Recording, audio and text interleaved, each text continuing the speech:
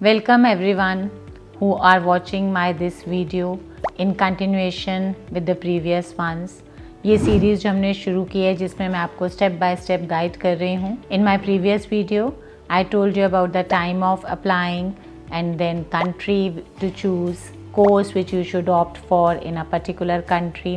And now our next step is जब हमने course और कंट्री डिसाइड कर लिया हो और हम अप्लाई करना चाहते हैं तो then we should meet all the minimum eligibility criteria, जिसमें हमारे कुछ प्रोफिशिएंसी एग्ज़ाम्स हैं, कुछ हमारे एलिजिबिलिटी एग्ज़ाम्स हैं. Because we belong to India which is non English region, like हमारी नेटिव लैंग्वेज इंग्लिश नहीं है, तो इसलिए हमें एक प्रोफिशिएंसी टेस्ट जो इंग्लिश स्पीकिंग टेस्ट है वो क्लैरिफाई करना पड़ता है. तो आप सबसे पहली बात ये ध्यान रखेंगे, आप कोई भी टेस्ट देंगे but the score matters. Better the score, better are your chances of getting approved. English speaking का जो टेस्ट होता है उसके अलावा हमारे कुछ स्पेसिफिक टेस्ट भी होते हैं which are valid for the various different courses and different country. For example, अगर आपको यूएस में अंडरग्रेड करना है तो SAT is required. US, Canada और बहुत सारी कंट्रीज़ में हमें सैट चाहिए. इंडिया में भी अब बहुत सारी यूनिवर्सिटीज़ जो हैं वो सैट का स्कोर लेती हैं. IELTS, TOEFL, PTE, CAE, they are in the same line which means they serve the same purpose. कहीं पे हमारे पास चॉइस होती है कि we can clear IELTS also, we can clear TOEFL also, and कहीं बिल्कुल स्पेसिफिक है. कुछ यूनिवर्सिटीज़ कोई पर्टिकुलर स्कोर मांगती हैं. तो मिनिमम एलिजिबिलिटी के लिए जब आपने कोर्स और कंट्री और यूनिवर्सिटी सिलेक्शन के लिए जब हमने कंट्री डिसाइड कर लिया तब हमें ये डिसाइड करना है कि whether we have to give IELTS और whether we have to give TOEFL. PTE भी एक्सेप्टेड है, कहीं कहीं पे सीएई भी है. So all these are the English test जिसमें ये चेक किया जाता है बिकॉज आपके पास दूसरी कंट्रीज़ में जो एजुकेशन होगी that will be purely in English. So they test your verbal ability, reasoning ability. Besides this eligibility and proficiency test, अगर आप किसी ऐसी कंट्री में जाते हैं like Japan, Germany, China etcetera, तो इन कंट्रीज़ के लिए आपको एक एडिशनल लैंग्वेज भी सीखनी पड़ेगी. लाइक जर्मनी में they accept for the undergrad is the 12+1 year for the German courses. Like that also China में आपको चाइनीज़ सीख के जानी पड़ेगी. तो आइल्स, टोफेल, जीमैट, जीआरई के अलावा भी आपको एक लैंग्वेज जो है वो मैंडेटरीली करनी पड़ेगी, at least for some universities. Some universities may teach in English, but some universities don't accept that. They ask you to do that particular course in that particular language. अगर आप MBA टारगेट कर रहे हैं तो आपको देना है GMAT. अगर आप MS करना चाहते हैं तब आपको देना है GRE. सिमिलरली अगर आप अंडरग्रेड कोर्स करते हैं तो आपको देना पड़ेगा SAT. So this is a various exams. तो आप जब आपका कोर्स और कंट्री डिसाइड हो जाए then you can contact us, we can guide you how to prepare for these exams. अब SAT का जो है अगर आप देखेंगे तो पैटर्न भी चेंज हो गया. It has become relatively much easier. ऐसे हुआ करता था जो कि अब उसमें नहीं है. So there are various coaching institutes which are providing the coaching for these exams. You can refer to them or you can contact us. We will guide you in a proper manner. After you fulfill the minimum eligibility criteria, the next step is actually application fill करना. So application process is totally different from what we get in India. अब India में अगर हमें किसी college में admission देना होता है तो there is a written test. जैसे अगर आपने इंजीनियरिंग करनी है तो आप जेई मेंस का देंगे, MBBS करनी है तो नीट का देंगे. उसके बाद एक काउंसलिंग होती है which is actually not the proper interview और एनीथिंग. उसके लिए आपको कुछ बहुत ज़्यादा प्रिपरेशन नहीं चाहिए होती. हाँ, आपको रिटन टेस्ट देना है. अगर स्कोर ठीक नहीं हुआ तो कई बार बच्चे ड्रॉप करके दोबारा से एग्ज़ाम की तैयारी करते हैं. But the only thing required is the entrance test. In foreign study abroad destinations, application process is not so simple. इसमें हमारे कई steps होते हैं जिसमें first हमारे पास आता है SOP. So what is SOP? SOP is actually statement of purpose. अब ये एक बहुत सोचने की बात है. हमारे यहाँ तो हम ये फॉर ग्रांटेड लेते हैं कि अगर BA कर लिया तो MA करना है, BSc कर ली तो MSc करनी है. कभी ये सोचते नहीं कि भाई क्यों करना है. बिकॉज अगर हमें पोस्ट ग्रेजुएशन करनी है तो हम अपने ही इनिशियल अंडर ग्रेजुएट वाले कोर्स की एक्सटेंशन में PG का कोर्स ले लेते हैं. अगर BSc फिज़िक्स में किया है तो MSc हम फिज़िक्स में कर लेते हैं. बट बाहर ऐसा नहीं है because we have so many different options available और वहाँ पे आप सब्जेक्ट्स का मिक्स ग्रुप भी ले सकते हैं.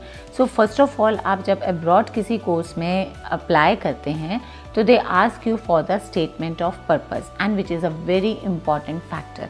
एंड फॉर दैट आपको ये बिल्कुल क्लियर होना चाहिए कि आप क्यों वो कोर्स करना चाहते हैं, उस कोर्स को करने के पीछे आपका विजन क्या है, आपका मिशन क्या है, आपका गोल क्या है, आपका पर्पस क्या है, and how it is going to help you. And अगर आप वहाँ पे ही पोस्ट स्टडी वर्क परमिट लेना चाह रहे हैं तो how it is going to help that particular country as well. तो SOP लिखने का एक प्रॉपर तरीका होता है about which we will guide you. We will give you all the proper strategies that you should take care of, dos and don'ts of SOPs। आपको एक पूरा कस्टमाइज्ड SOP बनाने के लिए हम आपको एक फ्रेमवर्क देंगे and in fact we properly help you. We don't write SOP for you, we guide you in writing the SOPs, क्योंकि SOP अपने लिए ही लिखना होता है और खुद ही लिखना चाहिए। बट अगर SOP अच्छा इफ़ेक्टिव नहीं होता है, if you don't write SOP as per the university expects, तो आपका एप्लीकेशन रिजेक्ट होने के बहुत प्रोबेबिलिटी होती है। इसलिए I advise that you should consult a professional like us and we will give you the proper guidance. हम आपको बताएंगे कि आपको क्या कैसे लिखना है so that your application is not rejected on its basis and it should get approved and you get a offer letter. Next step in the application process is LOR. Now LOR is letter of recommendation. SOP में आप अपनी तरफ से बताते हैं कि why you want to do that course, and LOR जो है that is basically that a recommender recommends you. It means कि आप किसी अपने सीनियर प्रोफेसर से, लेक्चरर से या किसी से अपने लिए LOR लिखवाते हैं। Ideally speaking it is very secretive, it should be very secretive, और जो आपका रिकमेंडर है वो आपके लिए क्या लिख रहा है वो आपको नहीं पता होना चाहिए। बट प्रैक्टिकली स्पीकिंग ऐसा नहीं होता है, थोड़ा सा हमें बेस या गाइडलाइन देनी पड़ती है रिकमेंडर को, what you expect him to write about you. So इसमें भी हम आपकी पूरी हेल्प करते हैं कि यूनिवर्सिटी LOR में क्या एक्सपेक्ट करती है, उसमें हम आपकी प्रॉपर हेल्प कर सकते हैं। Now next in the line is transcripts. Now what are transcripts? India में हमारे को अगर हमने 10th एग्ज़ाम दिया, 12th दिया है, BA BCom जो भी डिग्री कोर्स हमने किया है अंडरग्रेड में, we get marksheet for that, but abroad that marksheet is not sufficient. Practically speaking they ask for transcript.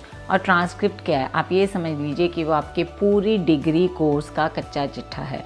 It's not only the academic कि आपके मार्क्स आ जाते हैं जो हमारी मार्कशीट में आते हैं कि 100 में से इतने मार्क्स आ गए, बट वहाँ पर आपके पास ट्रांसक्रिप्ट में आपके बारे में पूरा कि आपने कौन सा कोर्स लिया, उसमें आपने कितना कौन से प्रोजेक्ट सबमिट किए, आपके मैक्सिमम मार्क्स कितने थे, आपने कितने स्कोर किए, आपके बैचमेट्स ने कितने स्कोर किए। सो यू कैन इमेजिन अगर आप में से कुछ बच्चों के ब्रदर सिस्टर ने 10th तब किया हो जब CC हुआ करता था, तो यू कुड हैव सीन कि CC की मार्कशीट में भी हमारे ग्रेड्स के साथ पूरी डिटेलिंग आया करती थी। So it is you can say somewhat similar to that. And now the thing is कि ट्रांसक्रिप्ट जो है वो हमारी यूनिवर्सिटी, अगर मैंने किसी यूनिवर्सिटी से BSc किया है तो मुझे तो मार्कशीट मिली है, ट्रांसक्रिप्ट तो मिली नहीं है। तो बट यूनिवर्सिटीज़ डू प्रोवाइड, और अब तो दे नो कि बच्चों ने अब्रॉड जाना होता है तो ट्रांसक्रिप्ट का फॉर्मेट उनके पास भी होता है, but they don't give on their own, they give when you ask for it. So that is why जो मैंने आपको फर्स्ट पॉइंट बताया था कि आपका टाइम मैटर करता है। Early start is the good beginning. So अगर आपके पास सफिशेंट टाइम है, आप अपनी यूनिवर्सिटीज़ में अप्लाई करके आप ट्रांसक्रिप्ट्स के लिए डिमांड कर सकते हैं, and they do provide, but obviously they do take some time because वो उनका रूटीन फीचर नहीं है।